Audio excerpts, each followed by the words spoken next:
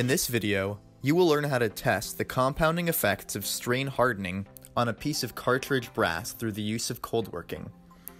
Cartridge brass is an alloy composed of 70% copper and 30% zinc.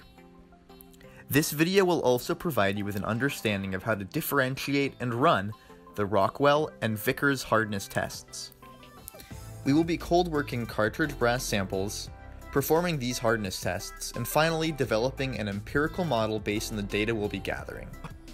Cold rolling is a very common processing step in the production of a variety of raw metal products such as sheets, foils, bars, and plates.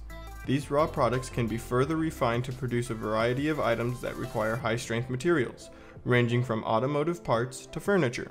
The hardness tests that were demonstrated in this video are used in almost every industry that works with solid material components. Initially, the grains are strained into longer, high-energy grains. These high-energy grains have very high dislocation densities. Upon heating, the dislocations essentially precipitate into new grains within the material. These new grains are relatively free of high strain. This process results in hardening of the material up to about 20% the original hardness. New grains preferentially form at the original grain boundaries. First, a sample of normal cartridge brass must be washed to remove surface contaminants. Then, an initial metallograph should be taken to see if any surface features were visible before strain hardening. In order to cold work the brass, a special machine must be used. Although designs may be different, the basic concept of every cold working equipment is the same. The sample must be put through a slit that will restrict its height. This causes strain and therefore cold working. The machine used in this lab is composed of a large metal cylinder whose height can be adjusted. The metal cylinder is connected to a motor that will spin and pull the sample through the narrow slit. Step 1. Adjust the height of the machine via the crank on the top. Step 2. Line up your sample so that it is perpendicular to the roller. If it is not perpendicular, the piece will be cold worked at an angle and come out curved. Step 3. Make sure everyone's hands are free from the machine and turn it on. If the sample is not initially pulled in, use a tool to guide it in, but be careful. Step 4. Turn off the machine and retrieve your sample. Step 5. The sample's dimensions are measured, recorded, and compared. These changes in dimensions determine the actual amount of cold working. Step 6. Hardness measurement should be done. We can measure this with either Rockwell or Vickers hardness tests.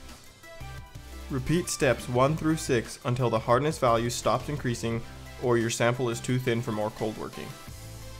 The Rockwell hardness measurement tool uses a hardened steel ball of a particular size based on the type of material being used.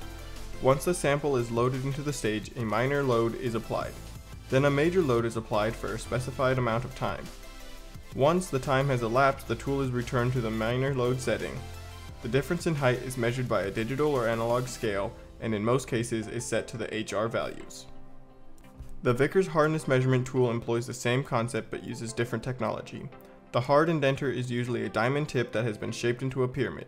The tip is on the order of microns in size, so a microscope is used to see and measure the indentation. The major difference is that once the load is applied in a Vickers test, the indenter is removed and then a measurement of the impression left is used to determine the hardness. The Vickers hardness test is more useful for measuring thinner samples because of the smaller size of the indenter.